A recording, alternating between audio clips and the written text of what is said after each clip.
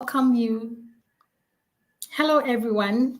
I welcome you to the Peak Parent Academy page channel here on YouTube. My name is Ikiasafo. So today we are going to talk about, the need to start sex conversation early with your child.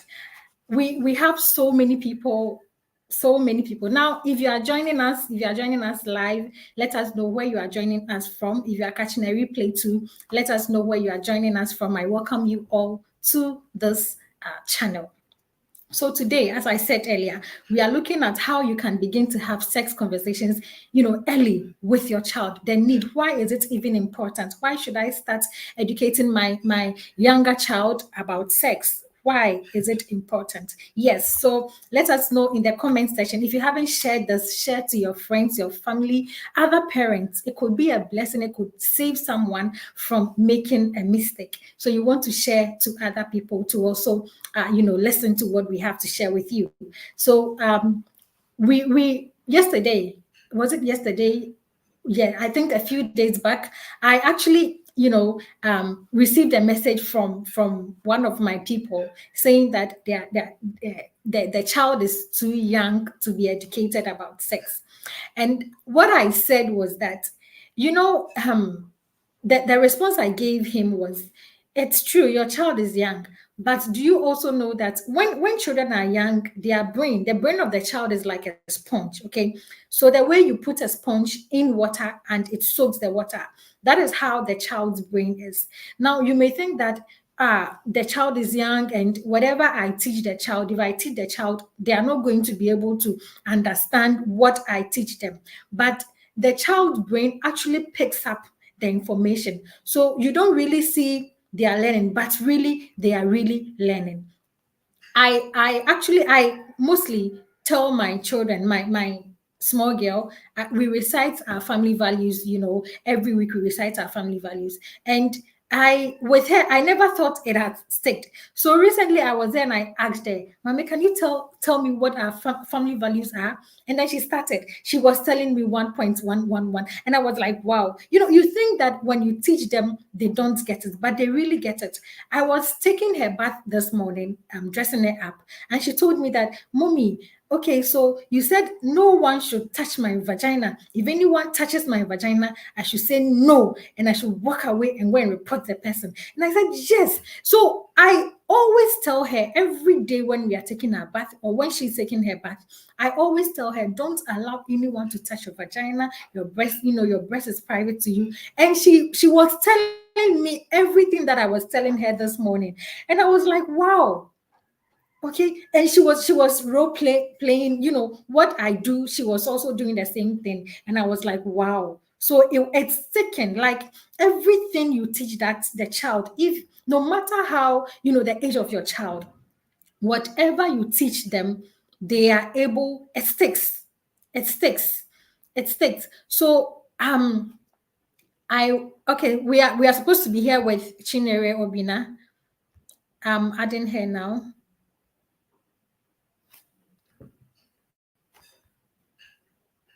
Hello? I don't know why I'm not seeing her. Okay, so as I was Okay, saying, so as I was whatever we saying, teach, whatever we teach,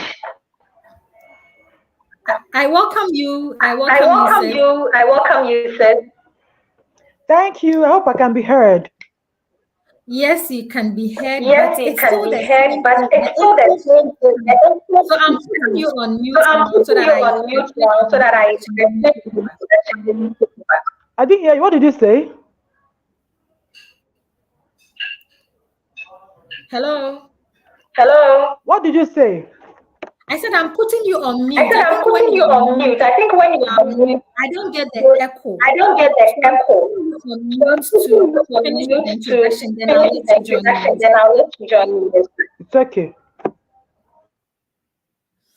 Okay, so as I was saying, you need to teach these kids when they are young, they are able to really get whatever you teach them. Don't think that because they are young, they don't really understand you and what you are saying doesn't really make sense to them. It really does. It really does. So we want to really start and teach our children once we give birth to them. When even if your child is a day old, you need to start, and there's a way to do it. There's a way to do it. So today, I have with me here Chinyere Obina. She's a professional sex, educator. I mean, whatever, when it comes to sex conversations, she can make you become like a pro. And I've learned so much from her, as I always say. So I want you to come on board, sis. So I'm unmuting you now so that we can take off.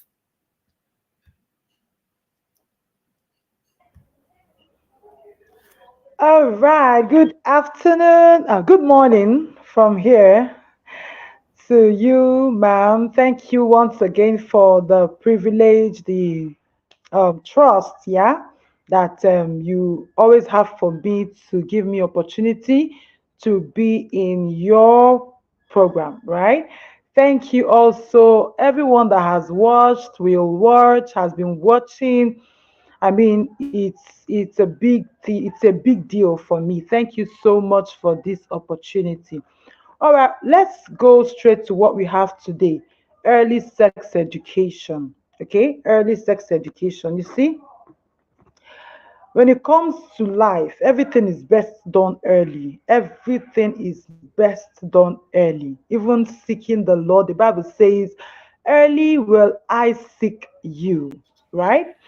Then when it comes to parenting, everything is best done early. But we find that a lot of times we have things go, the other way around. So you see parents, they give birth to their children, and then they begin to pursue things, right?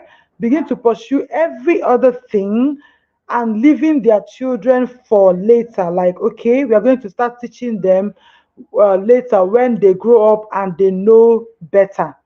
Now, that is an opposite way of looking at things. In fact, it is an action in ignorance. Now, think about the following examples from the Bible. Number one is Moses. Okay, so Jochebed gave birth to Moses and then put him in the water because they were killing male children, male babies. She put him in the ark and put him in the Nile, in the river Nile, the same river now where they were actually throwing in the baby boys, the Jewish baby boys. And then as things began to happen, the Miriam, the older sister, was with the baby, watching over the baby, and then Pharaoh's daughter comes and says, "All right, she, God helped, and she was very sympathetic towards the baby, and then desired to, have the baby." And then Miriam rushes to her and say, "Ma'am, may I bring you a Jewish woman that can help you nurse the baby?" Such wisdom for an 8-year-old girl. And then it was Moses' mother that came and took the baby and nursed the baby for Pharaoh's daughter. And she nursed that baby. According to Jewish tradition, babies are weaned, let's say around 4 to 5 years old. So that baby was with Moses for 4 to 5 years before he was finally, returned to Pharaoh's daughter. And I don't know what Moses' mother did to Moses that made him to remember, not to forget where he's coming from 40 years later. 40 years later. I don't know the kind of training they do in the Jewish tradition, all right, that as from 0 to 5, they already have their child, indoctrinated. The second example is Samuel, Prophet Samuel, one of the greatest prophets again that lived in the Bible, right? So Samuel was asked from the Lord, and God gave Hannah Samuel. And then Hannah said, "I will give him back to the Lord." And then Hannah stayed with the baby again and weaned him in the Jewish traditional way, 4 to 5 years, and then returned him to the temple. Listen, Eli's sons were bad, right? Bad company for the godly boy Samuel. But I don't know also what Hannah did to Samuel between 0 to 4, 5 years that made him not to forget where he's coming from and who he is. And he was not influenced negatively by the evil sons of Eli. But we are in in a place where those early years we just leave the children to do whatever they do, and then waiting for when they are more matured, when we think that they would understand better before we start training. We're actually putting putting the horse before the cart before the horse, and that's really wrong. So sex education is just like every other thing in parenting. You start parenting even before the baby is born. As long as you're expecting a child, you're expecting a baby into your family, you start parenting already. Sex education starts already. All right. So you start even because people always ask, when do I start? What age will I start? You start immediately. You know that the baby is arriving by doing the non-verbal parts of sex education. Examples of non-verbal aspects of sex education is that you will, it's in that our book we wrote. I hope you guys do well to register for a master class, for the master class that is coming up, right? Because the age appropriate guide is loaded. It's something that you can actually work with. So I wrote there that you start the non-verbal aspects of sex education, which includes what? Look at your media system at home. Now that you're going to be a parent, you're going to now decide what kind of life you're going to really make a lot of adjustments, right? So before you had started having children, probably you and your husband just go naked at home. So sex education starts in that you start preparing your mind that it won't be like that anymore. Nobody is going to be naked around the house, right? So you start making preparation for proper dressing up at home. Then you look at your TV stations, and look at those ones that are not children friendly that you used to watch, Korean movies, Z World, name them, Nigerian movies or African movies or whatever. It's not child friendly. It's time you will now stop it. So you just make up your mind that these channels are going off. All right. Even you could, depending on what your family values are, you could make up your mind that, you see, this TV is going to be out of this house, as we raise our children. We're going to raise them without TV. And I mean, it's beautiful. So you decide that you're going to you're going to be in charge of whatever your child sees when it comes to the screen. What else will you do? Look around you. Who is living with you? Who are they supposed to live with you? Are they safe for your children? Are they safe adults for your children? So on and so forth. Look at the music that plays in your phone. Is it appropriate for your children? You might need to delete a lot of music because many music will be teaching pornography to your children, especially the ones we have in the recent times. What else? And a lot of other things. So non-verbal begins. You prepare yourself, prepare your environment, and all that. And sex education has started for the baby that is not yet born. And of course, when you give birth to the baby, you already start. All right? You start. Continue what you're already doing. That's non-verbal areas of sex education. All right? Before you now say, okay, now, just like school system is, in a lot of countries, children are formally taken into the school system at age 5, right? Except those that go into daycare, right? So when we now talk about, you've already started sex education in a non-verbal way, in an unstructured way. Now you want to put a system, a curriculum into it, just like we do in school. So we're going to say we're starting structured sex education, all right, at say age 2. Yeah, age 2. Because right here in my country, by 2, the children are going to the daycare, right? And they actually learn. And before then, of course, your baby is already learning. I didn't mention one more thing that I wrote in that book, okay? Non-verbal sex education. You stop. It also includes, desisting from making love with your spouse in the presence of the baby. Yeah, the baby. Yes, the baby.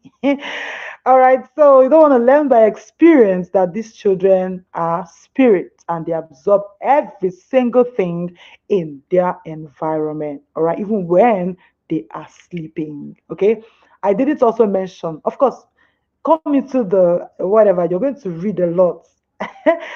Dressing and undressing before your 2 year old. As they grow, you add things to the curriculum, right? From non-verbal, you begin to go to verbal. You see that as they grow, they begin to understand the beats. So 18 months, 2 years, in addition to other things you're doing, you're actually not dressing before them, you're excusing them, you're telling them now you can't see mommy dressing or undressing, you can't see anybody, and also educate other adults in your home and let them know and let them enforce it. So the child too can start learning that even them need privacy, right? So they begin to understand privacy. Let me not preempt myself. So please register for that course. That guide is loaded, right? So then you move 2 years, you create your curriculum and start it here. All right. So early sex education is very, very, very, very important and very key to the safety of your child. Unfortunately, we are waiting, waiting, waiting. What are we waiting for? In this my area, we're waiting for when the girl child sees her first period, and then you come and bring her to educate her on sex. And it is half-baked sex education, what you should do, what will happen, whether you are now getting pregnant, and you get pregnant if a boy touches you, and now you are a woman, so you need to do and you do da da da da. Hey, that's sex education for a child that has been growing. Do you actually know that a lot of children get sexually abused before they see their first period? A lot of girls have sex before they see their first period. So that thing you're talking about, when they see their first period, is just a total waste of time and resources. Okay, so benefits of early sex education are so much. I mean, there is no disadvantage to the child. There is no disadvantage. And you see why parents frown at sex education starting early is simply because of ignorance. And what's that ignorance? That ignorance is saying that they are going to teach their children the mechanics of sex. Listen, sex education is not teaching your children sexual intercourse or the mechanics of sex. It is not taught. It is natural for human beings that when they are ready to have sex, they know what to do. Just like even a newborn baby knows how to latch onto the breast and have their food. How do they know that the mouth is meant for eating and not the anus? How do they know? How do they know those things? It's instinct. So even sexual intercourse comes by instinct. Two people who meet who have never had sex before or who have never watched pornography and they begin to go sexual, they will already know which organs what will go into what. So sex education, you don't need to teach your children how to have sexual intercourse, right? So that's not what sex education is about. Sex education is about the values, the skills, the awareness, and everything in between, all right, in body safety, all right? So scratch that, right? Sex education is not teaching your children about sexual intercourse. It's a lot more that is involved in sex education. All right, so having said that, can we now go into the benefits? Probably when you know the benefits of sex education, you will do what? Now be able and be encouraged to start it and start it as early as possible. No matter what age your child is, you can start. Okay, you can start. Yes, we are advising you start as early, even start before the baby is born. But our people say in my dialect, in my tribe, that when anybody wakes up, it's their morning. And a Chinese proverb also said that the best time to plant a tree was 20 years ago. All right. But the very next best time is today. So even the Bible says, today, if you hear my voice, hearken unto me. It said, now is the acceptable time. So if you're hearing my voice now start sex education with your children. What are the benefits of early sex education? Number one, body positivity. Body positivity.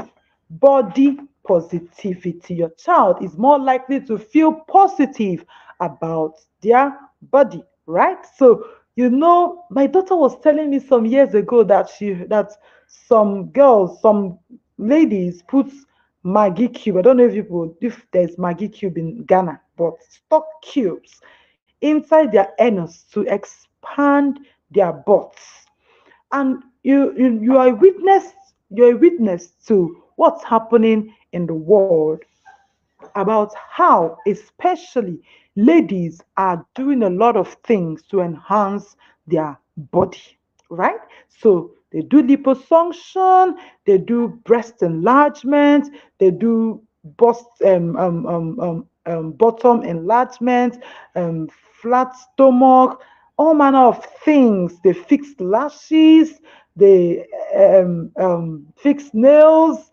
I'm not saying those things are wrong, right? So a lot of times these things are deeper than the surface, just taking like, oh, I have small breasts and all that. There's something really deep about all these things that these girls are doing.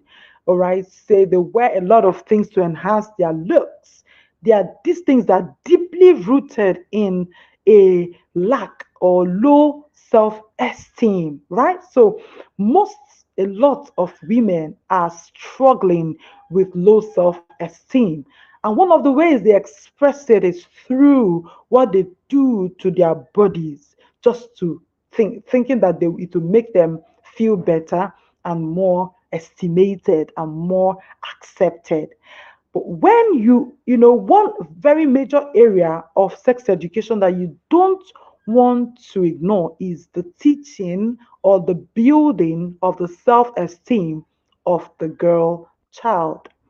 So if you are teaching and engaging in building your child's self-esteem, that means you're also going to raise a girl child who is comfortable with the way their body is. You're going to be teaching your daughters that everybody is unique, everybody is special, and we all are created in the image of God. And God is not a partial God.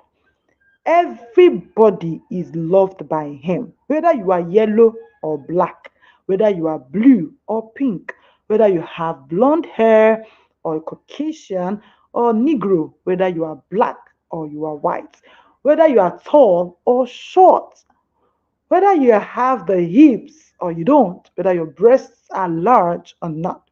We all are equal before God and accepted to Him.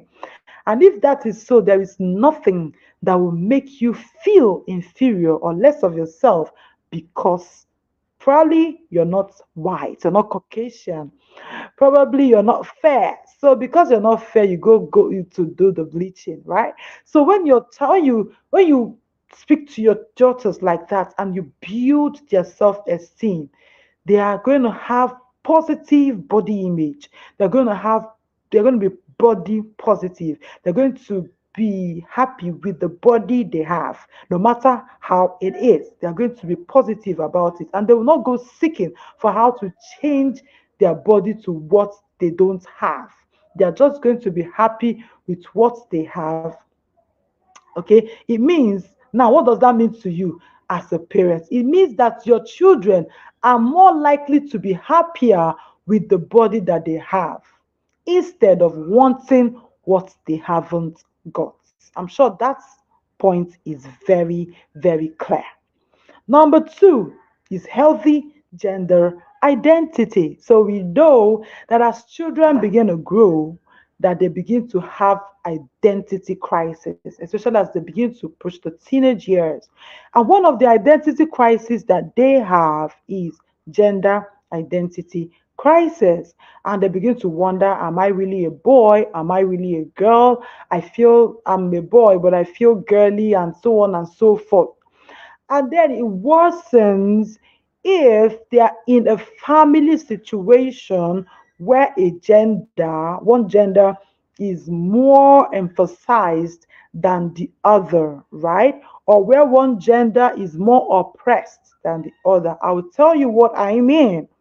Okay, so you have a family where they keep talking about the male child, the boy, the boy, the boy. They buy a lot of things for the boy. They allow the boy to live an entitled life, an irresponsible life. They give more rights to the boy than the girl, right? So the girl begins to feel, why am I a girl? I'm supposed to be a boy so that I'll enjoy all these benefits. The relationship between the boy and the parents are better. I'm actually telling you about this is a situation of somebody's story. I heard her tell the story that this was her family situation. Things were working better between her mom and her brother than between her and her mom. So she couldn't wait to leave home and go immediately to do, to start taking the hormones, and did double mastectomy, right? And then and all that, right? So until she later found Christ. And that was a Christian home. It was even a Christian home, but a lot of times we don't actually live our Christianity at home. So she now found Christ, but you can't reverse the breasts that have been cut off. It's irreversible. So she got connected back to her parents. Okay, so taking us back to parental connection. So if you have such a family situation where that goes, of course, there will be no sex education there. And then some children will be feeling more inferior than the others. The second example I gave is where, there is one in our country, Nigeria, Bobrisky is presently in jail, right? Who is a cross dresser. He's not actually a transgender. They are different. He's a cross dresser. And then what happened when I heard his story? Oh wow, that's what happened. Now the guy was so domesticated as a boy that the mother kept saying, you're supposed to be a girl. You are this. Why all those kind of statements. And those are seeds that are born into the minds of children. And then then you look at him, you don't know that he's a man. All right. So, and this one really got, to me, because my mom even was telling me a few days ago that because she was the number, the father had girls first before the boys. So she's girl number 3. And she was, being so intelligent, and doing so well in school. The father would say, why are you not a boy? Why are you not a boy? You're supposed to be a boy so that I can train you. So that, is it after training you now a man will marry you? Those years, ignorance, deep-seated ignorance. Now, that was then. If you have a child growing in such a family, and then the child now is aware that it's actually possible to transgender, what happens? They go immediately and transgender. So the gender confusion started from home. There are a lot of things that happen at home that will, that's a seed that will confuse your children more about their gender. But you should have a home where every gender is treated equally. Everybody has chores. Everybody's responsible. Everybody faces consequences as it is. Nobody is treated better than the other. No gender is more emphasized than the other. You don't go telling your girl child, you're a girl, you are a girl. You should know how to clean the house. You are a girl. You are a girl. You cannot sweep. You are a girl. And then the girl will not hate herself for being a girl and start desiring to be a boy. They're not even telling boys they will go to their wife's house. They're not telling boys they need to know how to do all these house chores. They're not telling boys this and that. They're telling me every time I'm a girl. In my next word, I won't even be a girl. I heard that somebody say that on Facebook.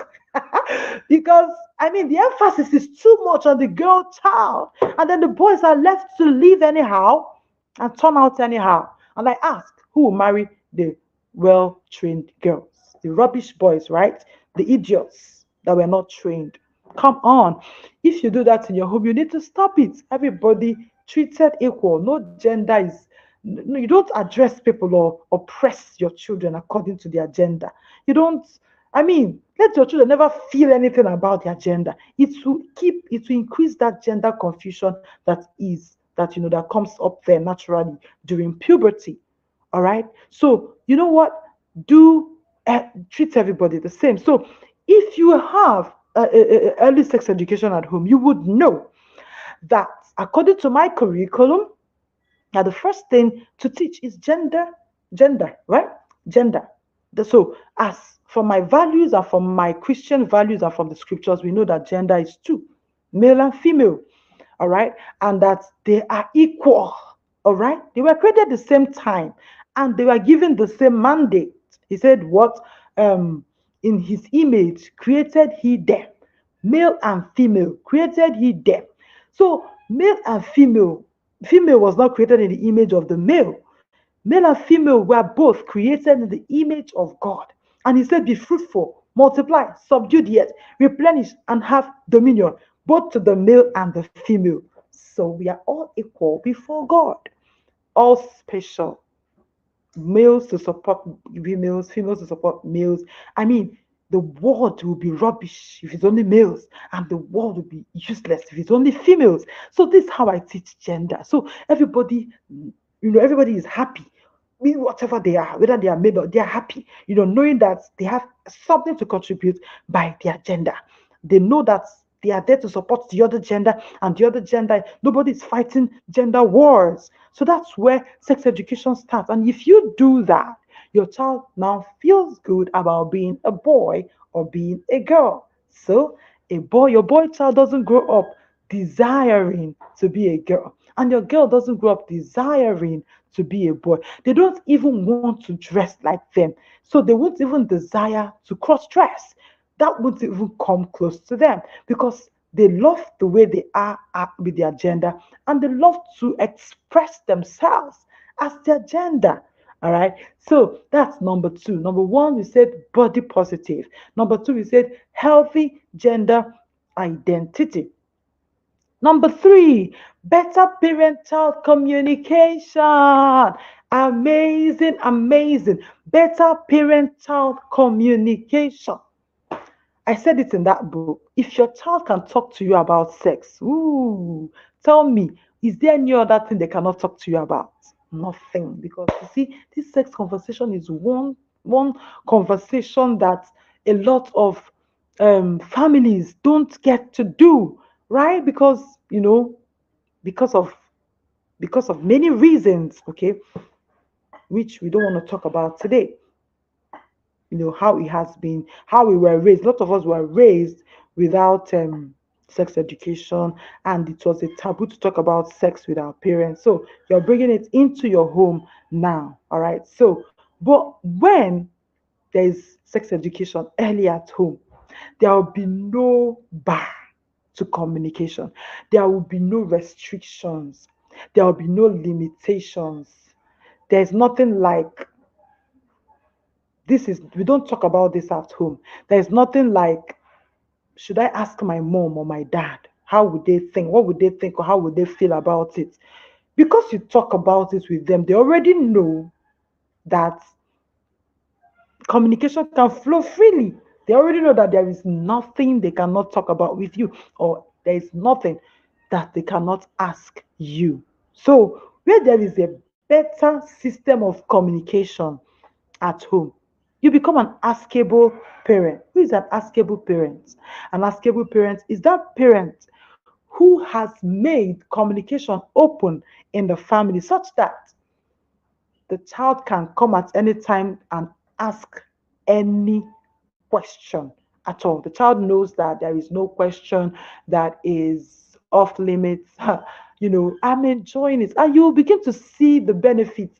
The years when children now tend to keep secrets. That's the years as they begin to approach their preteens and teens, when they begin to keep secrets. That's when you will enjoy early sex education. They won't even know when they blurt it out. They won't know when they ask you something. They won't know when they tell you what they did or what happened in school, because it is a system of open communication at home.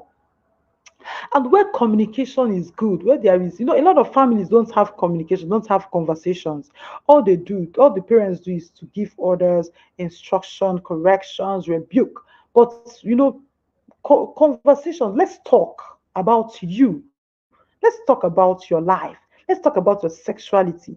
What do you think? You you talk, you listen, they talk, and then you rub minds. A lot of that don't go on in a lot of homes, all right? So, and in such a family, sex cannot be talked about freely, all right? So they know that there is no shame, there is no judgment, there is no guilt. So they just say it, and everyone is fine, all right? So better parent child communication. Where there is beautiful communication, then that means that there is seamless connection. And remember that without connection, your sex education is an effort, is an effort in futility. Without connection, if you don't have any connection with your children, sex education is an effort in what? Futility. Sex education is a personal thing. All right, it's a conversation about bodies. There's nothing as personal as my body. So if I'm going to talk to you about my body, then we are going to have some form of connection, right? Yeah, we're going to have some form of connection. So if your children don't feel that connection, they can't talk to you about their body, they can't talk to you about their changes, about their challenges. You want your daughter to come and talk to you about their latest crush without you even asking. Or when you even ask, they are freely open. Say, "Oh, is this person?" And you then ask why, and then the communication flows, and you remind them what your values are. All right. So you always have an opportunity to influence your children's decision because there is an open system of communication. I hope we're following. Number one, body positivity. Number two is what? Healthy gender identity. Number three is better parent-child communication. All right, let's move on. Number four is they recognize boundaries, recognition of boundaries. All right, so what is that? Your child is more likely to understand appropriate and inappropriate behaviors.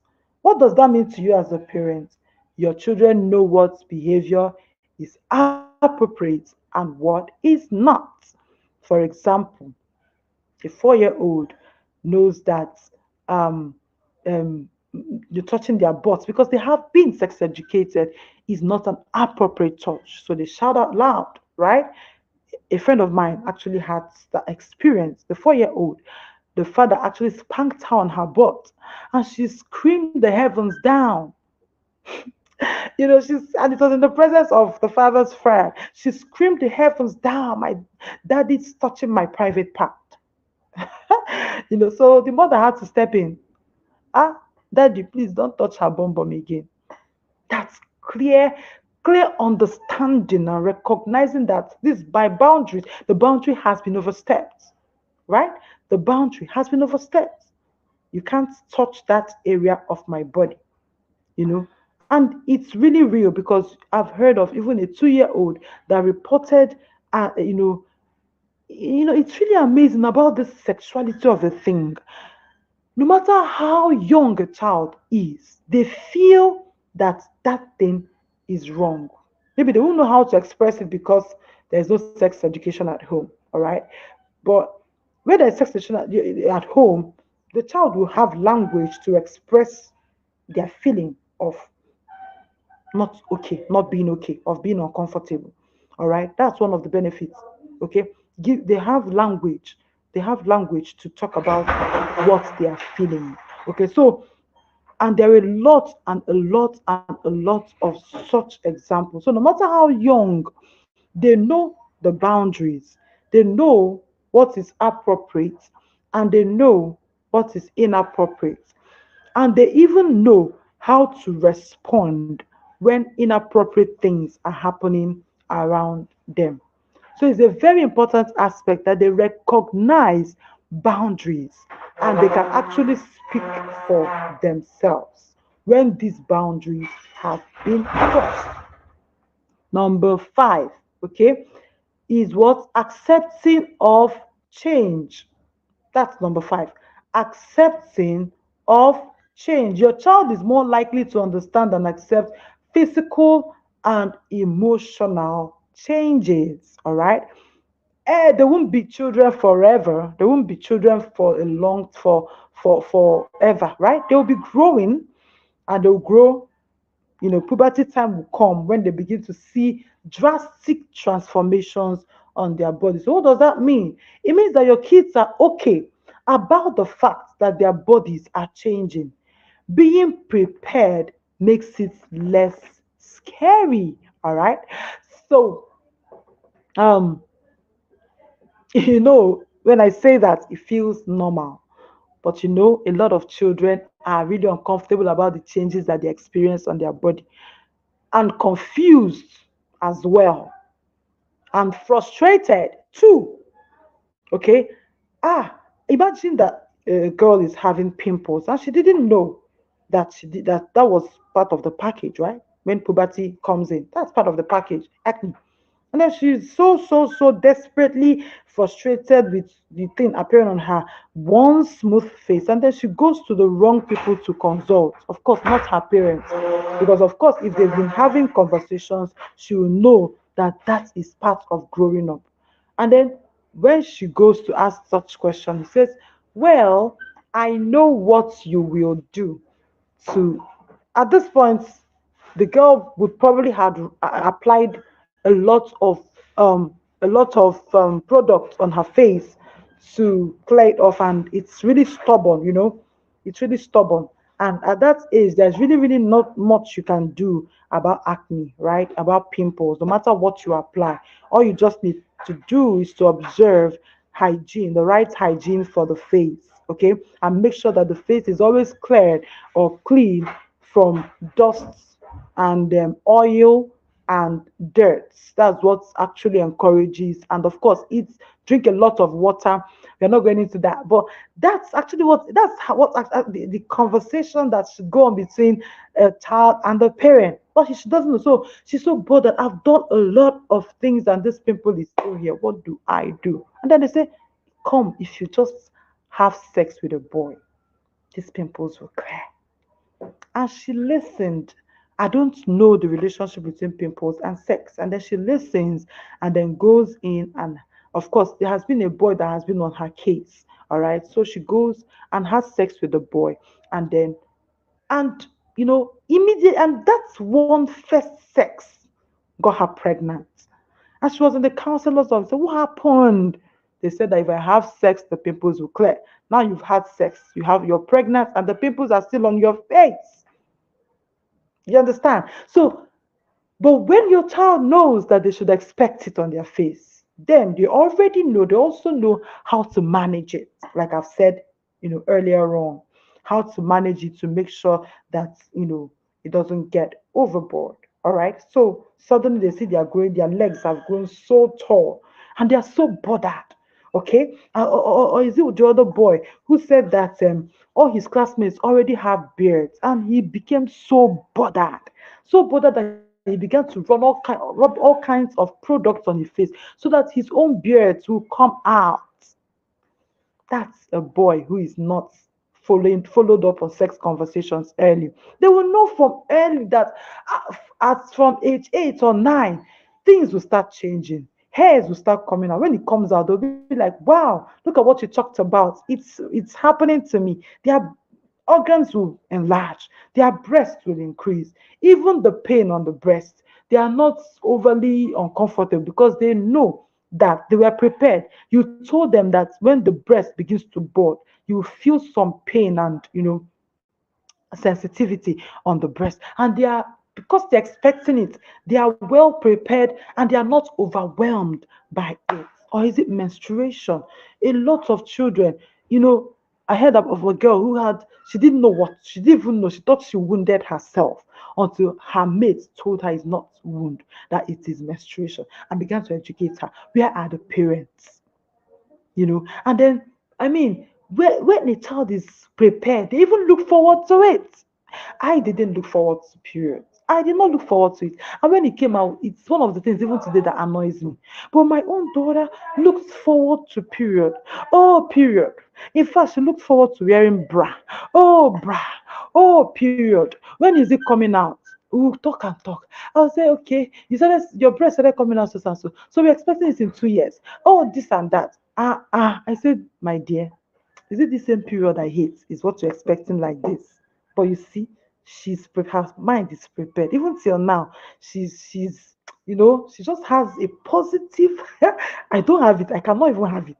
I cannot have a positive something towards period. I hate it. But she just has this positivity towards her period, and the grace and everything. Why? Because she was prepared for it a long time ago. She knows what's happening inside. She knows she can explain to you what is the cause of the menstruation. So this is very important. They will accept change. They will embrace it. You know, it's difficult. Change is difficult. Body changes in puberty is difficult. Brain changes, emotional changes, social changes, a lot of things is going on, and it is affecting the brain. And it happens to everybody going through puberty, right? But now the difference is that the ones who have been prepared go into it with a different mindset. All right. So for example, if you have a room that is dark with a lot of obstacles, okay, with a lot of obstacles in the room, and it's so dark, and then you have people that will go in there, and first person goes in without light, what happens? Okay, so my dad educated me about menstruation when I first had it. I was even scared by what he said. We must change the narrative. Thank you, Wonder Woman. We must change the narrative. So I was given an illustration. So somebody, first person comes in without light. What's going to happen? He's going to stumble over. He wouldn't know, the person wouldn't know where to put their leg and where to remove it. They wouldn't know because everywhere is dark. But somebody else comes in and comes in with a torchlight, no matter how little the light is, they would know that, okay, the chair is here, the table is here, the wood is here, books are here. Now they will know how to navigate. This is where I'm going to put my leg so I don't get tripped over. This is where I'm going to put my leg so I don't fall down. That's the difference between an educated person and a sex educated child and a non sex educated child. Early, a child who started early, you face that roughness of puberty in a different way than a child who didn't start early. They know how to keep their legs. They know what skills. They know what is happening to them. They know how to arrange themselves. But the other one is working in a dark room and doesn't know when they trip. They don't know what decisions to make. They don't know when to have sex. They don't know the benefits of sex or the consequences of. They just know, and that's how many of us lived. Just trial and error. And we are here. We are now parents. Please, we must change the narrative. We cannot let our children have the same outcomes that we had because we know better and we will seek to know better. Register for the sex education masterclass. You see, if you're parenting now without knowledge, you're going to just be lost. Your children too will be lost. Our parents winged it though. They had, and we tried to try small because there was no internet. But computer, internet has changed parenting. All right. So you may think you have your child at home. You don't know that your child is in Asia, but they are in their rooms. They're in their rooms. I watched a clip the other day, and then um the parents was complaining. I don't know if you watched it, ma'am. And the parents were the man said the mother was complaining, this boy is spending too much time on his Bible app. Which parents will complain about Bible app, my dear parents? If you find your children spending 6 to 8 hours consuming the Bible, won't you be happy as a Christian parent? I'll be so happy. So why is this mother bothered? She said that she needed to find, these children are really smart. Only for her to go and check and find out that the son was sending his nude pictures through the Bible app, however he did that or conceived that. So every scripture, every naked, every nude picture he sends goes with a Bible verse. So looking from afar, you think that the boy is sending scriptures, not knowing that he's sexting. These are the children we are parenting in this time. And you say you just wing it, you just do it anyhow, except your children are not important to you. I also heard of a boy, I was a 9-year-old, that was actually collecting, taking drugs in in their family house. He would actually receive it and he was taking drugs and the parents were not aware until he took a professional to identify. And what happened? He said that the delivery person, he said his aunt is always sending, in the name of his aunt, is sending him cake. So they kind of package the drugs inside the cake and he receives it. And the parents think that he received cake, not knowing that he's receiving hard drugs. Man, these guys, these children, I give it to them, they are smart. So as much as we are not Gen Zers, as much as we are not um we are not um, digital natives, all right, but we are dealing with digital natives. Our children are digital natives. Those are the people we are dealing with. So as much as possible, we need to align. We will not definitely do as much as they do, but at least let the gap not be so much. We need to align with our digital native children so that they will not be sellouts and also sell out our systems. All right. So honestly, early sex education is a no-brainer. It's something that you must do. Start immediately. The benefits are enormous. The number next, I don't know what number we are in now. Should be number 7, right? Says that this number 7 is what this next one is what disclose sexual abuse. Children who are sex educated early will disclose sexual abuse. Do you know, according to statistics, that over 80% of children who are sexually abused zip their mouths? Their parents don't know. Listen, over 80%. Over 80% of sexual abuse are not disclosed, especially to parents. Hmm. Hey. So, and it's so true because a lot of children are being sexually abused in their home and their parents don't know. They can't talk to them about it. Why? Because sex education is not happening at home. In fact, some people that even attempted to talk to their parents were blamed for the abuse. They were blamed. The abuser was not blamed. So they cannot talk the next time. They cannot talk the next time.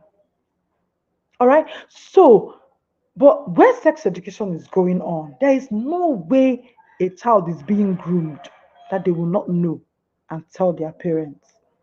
Okay. So your child is more likely to report inappropriate sexual touch when there is early sex education. And that means that if your child is being groomed, okay, by pedophiles or by sexual abusers, or is being abused, you want to know it, right? Being approachable means that your children know they can tell you anything, including attempted sexual abuse, including sexual abuse. So, how will your child even know that they are being sexually abused? Some children don't know. I heard of a girl, Christian girl, at 16 or thereabouts, as a teenager. Her youth pastor took her. I think they went for a camp or something, a Christian camp, and took her and had sex with her. She only knew that that was sex when she got married. She only knew that that was her virginity that was taken away when she got married. She only understood everything that happened to her when she got married because there was no sex education. A Christian girl at 16, as a teenager. So how would she even talk about it? She wouldn't even know what happened to her. So she didn't even talk about it. She didn't report it. She didn't know what happened. She didn't know that it was sex. Okay, so but assuming that family used to have sex education Of course, the man wouldn't have deceived her to that point and had sex with her. And of course, she would have disclosed it. Of course, the man would have been taken to jail. But all those things just went, went away like that because she didn't know. She didn't even know how to talk about it. You see, early sex education gives your children vocabulary. Vocabulary, very important. Vocabulary, because you're using the right words. And so they know what is happening and they know how to report sexual abuse. All right. So some of you, you're still calling names, pet names of private parts. You're still doing that. At this age and time, how can you be telling your child that their vagina is sausage? How? Or that their penis is straw? So when they're reporting back to you, they'll tell you they're eating my sausage. Yes, that's what happened to a parent. And all this while, the parent thinks that it's actually sausage that the child goes to school with, that the teacher is eating, not knowing that it's actually the vagina of the child that the teacher is eating. Or the other one that says penis is straw. And the boy kept reporting that this auntie is always sucking my straw. And the parents thought that it is straw for sucking drink. It was eventually that her brain was able to come together and say, straw is penis. Have you seen? What you give them is what they'll give back to you. So why can't you? Why? Why is it still hard to call these names that are their body names? Why? Okay, so where there is proper, effective sex education, the children have language, they have vocabulary to even communicate their feelings to you. And of course, to report sexual abuse. So if you are still calling pet names, stop it now. Stop it now. And go and tell your children what the real names are. Even my 2-year-old, but there's no other name he knows. My 11-year-old boy, I mean, it is natural to call penis. Like, it is the only name. All right? It's, I got information maybe when the boy, my 11-year-old, was, say, 4 years or so, or 5. So I changed it. I began to call names the way they are. So as he's 11 now, he can't even remember the name he was calling him before he learned it. He can't even remember it. My 2-year-old, there's no other name he knows except penis. It's normal. When they communicate, they say penis, and every human being in heaven and on earth knows what penis is. No confusion. No confusion. So, if you have been doing that, you need to stop it, and stop it right away. Stop it right away. So that when they want to disclose sexual abuse, they will have the right language and the right vocabulary. All right? So, that is disclosed sexual abuse. Very important. Very important. A lot of children are being sexually abused in their homes. A lot. But nobody to talk to. Nobody to talk to, because there is no sex education at home. And why are they even being assessed? Because they don't even know what to do when such situations come up. Nobody is talking. Nobody is teaching. Nobody is guiding. So they don't even know that they should shout, or they should fight, or they should scream, or they should report. They don't know that because nobody is teaching them that this is wrong and this is how to go about getting help. Nobody. Everybody is just going on, and children are not okay. A lot of children are not okay in their homes. They are not okay because they are being sexually abused. There is no child, nobody who is sexually abused that is okay. Spiritually, psychologically, physiologically, they are not okay. They are not okay. All right, so the next one is that they are safer. Of course, I've said that in so many ways. They are safer from sexual abuse. That means your child is more likely to be less vulnerable to exploitation and sexual abuse. In fact, statistics have shown over and again that children who are sex educated are less likely to be sexually abused. Okay, they are not vulnerable. I said it in our first conversation. I said it that sex education does not does not does not does not steal the innocence of the child, right? Rather, sex education seeks to um to that sex education is all about dealing with the ignorance of the child, okay, in order to preserve their innocence. I hope you get that. It is what dealing with the ignorance of the child in order to preserve their innocence. And I said, ignorance is not equal to innocence.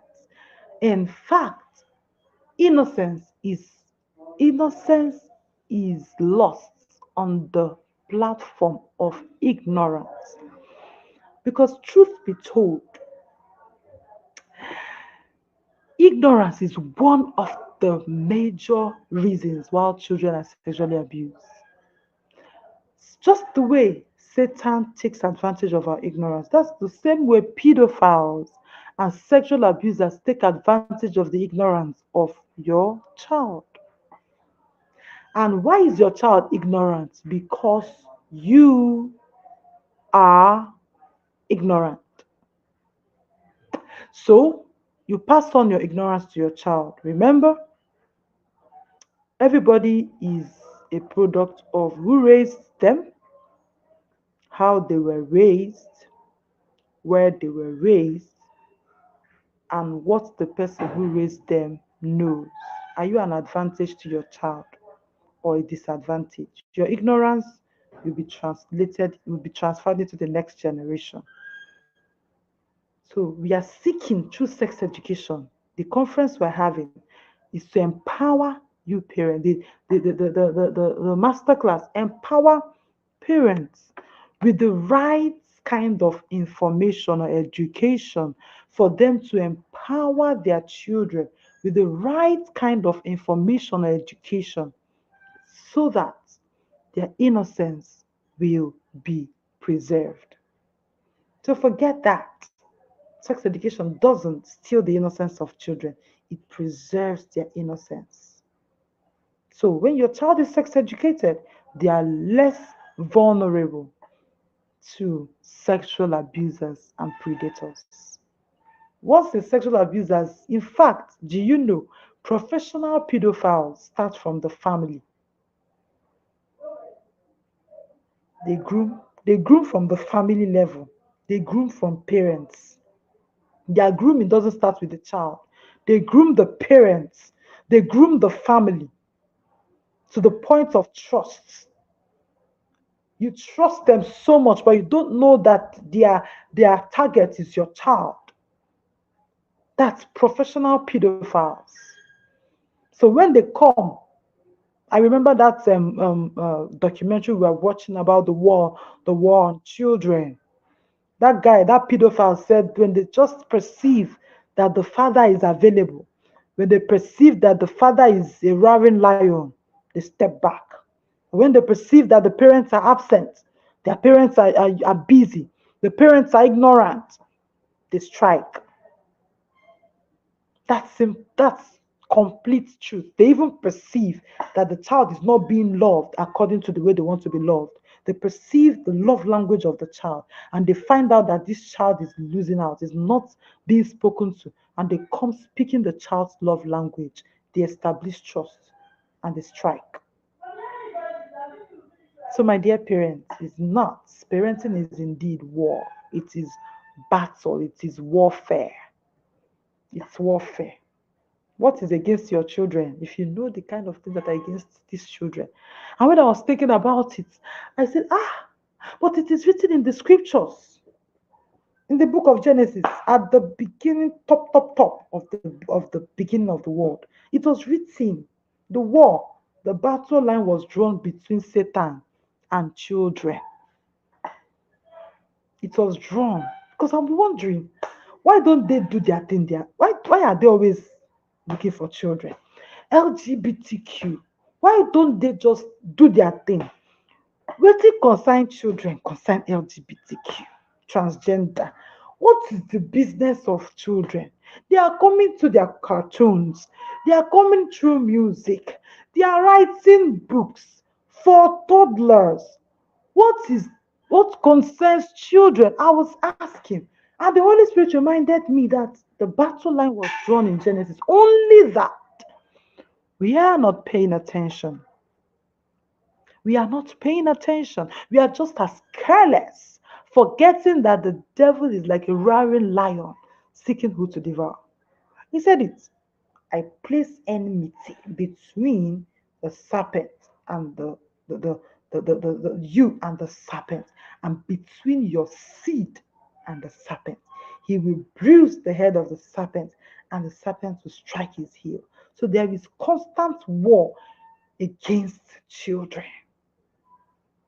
But we don't know. We are just living, we are just coasting along, We are just popping our lives, forgetting that there is war above, above us. Because, it's everywhere. Anything they do, they are going after the children. Whatever they do, they are going after the children. Whatever they do, right from time. And this battle started even before you were born. Like, their strategy don't take. Their strategy started a very, very long time ago. Very strategic battle. But what strategy do we have? God forbid. All right. So, if you want your children not to be vulnerable to sexual abusers, just start early sex education, talking about it, reminding them body safety education is something that will prevent this vulnerability. And then loving up your children, connecting to them, makes them less vulnerable. Then the next one is it helps them to make smart sexual decisions. Okay? They make informed and responsible sexual decisions, especially as they become teenagers. Okay? And then when there is sex education at home, they have residual knowledge. Since you started early, right? So they have it. They have more positive information than negative. They have in their minds, they have in their resources, in the resources of their mind, the right information, so that whenever decision time comes, because it will always come. I said it the other time that you should raise your children having in mind that decision time will come. Decision time in your absence, especially decision time when you will not be there, will come. If you have been talking and having early conversations, having sex conversations early, then they have strong arsenals and confidence to make the right sexual decisions. Have you seen children making very terrible decisions? All right, very bad sexual decisions, on decisions that are so dull, uninformed, only for them to later be informed by their consequences. They don't know that when they have sex, they'll get pregnant.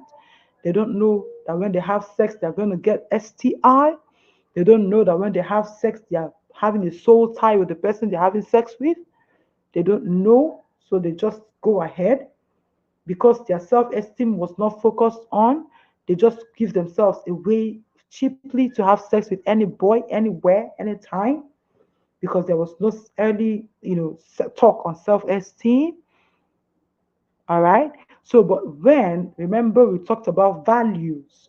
When you have been talking based on your values, by God's grace, they imbibe these values and it forms the reason for the things they do. It informs their decisions whenever they want to make decisions. Then the final one is that it also helps them delay sexual activity. Of course, one of the smart decisions to make is to delay sexual activity. They are not in a hurry. They know it all. You've told them all. Like I was saying the other time, the way you teach about sexual intercourse will either make your children want to dare it or want to wait for it.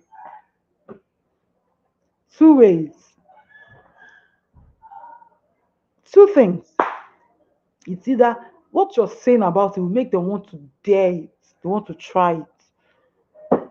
But there's a way you say it, is to make them look forward to it, wait for it by looking forward to it. I don't know how to put it.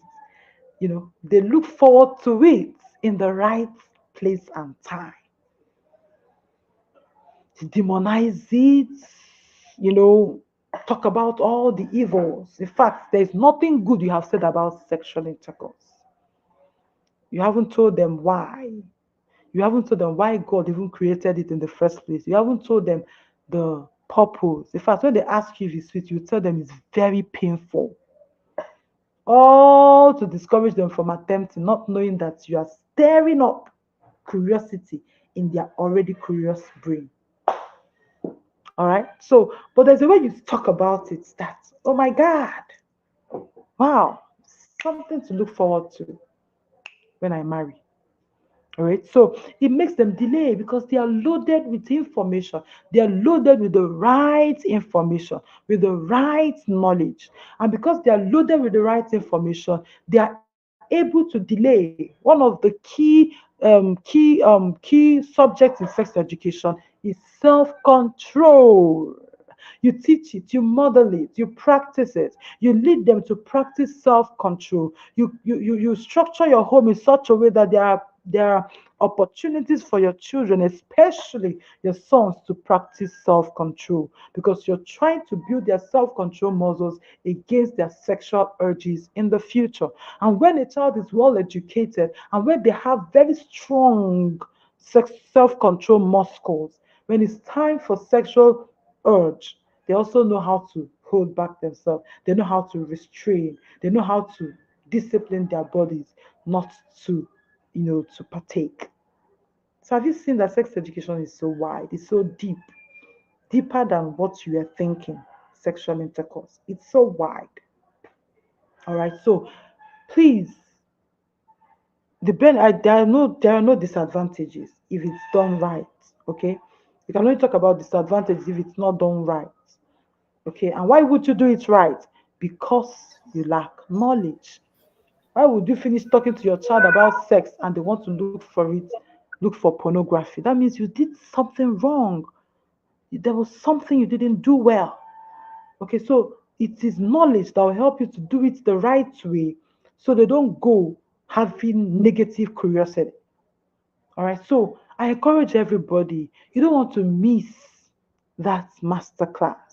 It's going to be a very powerful one because we can't really talk everything in 1 hour, right? So you're able to get everything plus tools. A lot of us don't do that because we don't have the right tools, we don't have the right resources in our disposal. So we are arranging something. We're not just going to give you information, we are going to give you tools too or resources to help you concretize these conversations at home. Okay? Thank you very much. Please ensure you register for that course. All right. Thank you very much for having me once again. I am grateful. All right. Thank you so much for the information. I know that we have gotten value. Whoever is joining us live, whoever is catching replay, I know that we have gotten knowledge, we have gotten value from this 1 hour and 13 minutes, class. I know we have. So when Chinere was talking, she mentioned the war on children. I actually shared that documentary on our WhatsApp community. So you may want to go back to it. You can go and watch it before it's taken off the internet. So you need to go back. Every parent must watch that, documentary. There's a great war on children, and you don't want to leave, everything just like that for everything to be just they are, and for you to be able to also have all of these conversations with your children, you need to equip yourself. You need to have the right knowledge to be able to communicate appropriately with your child. So what do you have? What do you have? What do you know as a parent? And to be able to do this, we are bringing to you the sex education masterclass, where we are going to take parents through a whole lot. It's a 3-day live class, and you are going to learn a whole lot. I tell you, trust me. You are going to even ask yourself, did I pay this amount for this course? And you would even want to pay more to us. So for you to register, I have let me put the details here so that you can see. You can send a message to this number, the number right there, Vodafone number, so that you can get the registration details, the number, the payment details, everything will be sent to you once you reach out to this number. Now, let me say this. You don't have to panic. You don't have to fear, because if you fear, if you panic, it's because you don't have the right knowledge. It's because you don't know anything. So you need to be able to tell yourself that I am going to acquire the necessary information so that I'll be able to teach my children what I have to do as a parent. Remember, anything can happen to you as a parent. You can die. Anything at all can happen. So it's what you have taught your child that will help the child be able to navigate this life. And if you are not doing anything, and if you are saying that I am waiting till my child is older before I will start these conversations with my child, then you are wrong. You are actually wrong. You need to start now. Start now. And that is why we are bringing you this course. So you want to share to other parents, your families, your friends, because remember that those in your circle have to also know about this. If it's all about you alone acquiring everything by yourself, you're not doing anything. You need to also make all those people around you aware. They have to know what is going on, what can happen, and they also need to equip themselves. So it's important that we share this. So my 2-year-old, before we end, I want to share this story about my 2-year-old. She actually, one day her dad was bathing her, and all she did, I've been always telling her that no one has the right to touch you. Your body is private to you and all of that. So do not let anyone touch you in an inappropriate way that you don't like. And after bathing her, he asked, can I wash your vagina? She said, no, don't touch my vagina. She said it like 3 times. No, don't touch my vagina. I can wash it myself. And then I was like, wow, it means these kids are really getting it. See, don't tell yourself that your child is not getting it. Your child is young, and whatever you teach them, they will not understand.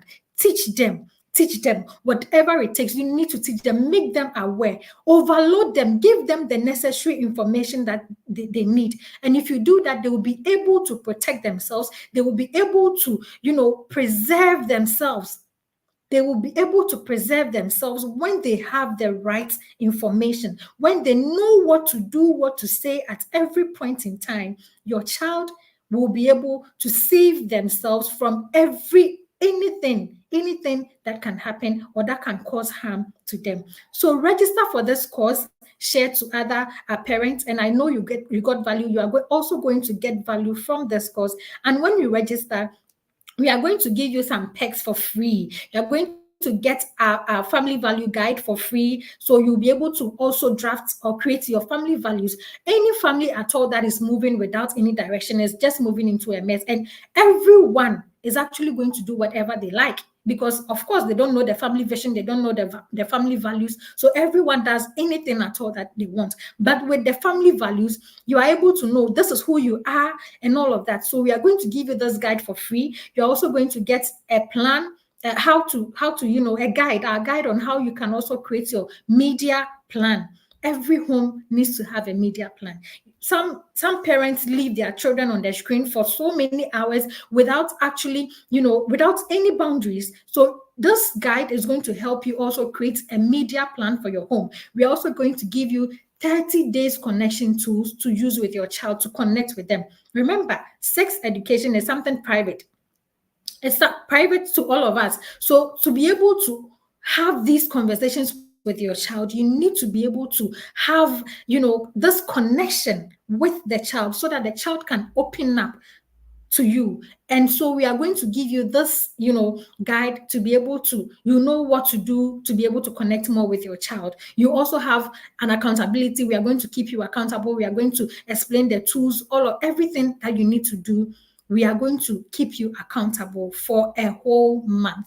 For a whole 1 month. You're also going to have access to the course for 1 year. So even if you're unable to join live, or if you watch it once and you want to watch it again, such conversation is an ongoing, it's something that has to be an ongoing thing. You don't have to be fear and like you don't know what to do. No, take your time. Start from where you are and make sure that you are giving that information like every day. It should be something continuous. Every day you are doing it in your home. So I know that you have gotten value. Share to other parents, share to your friends, your family, so that they can also, learn. They can also register for this course.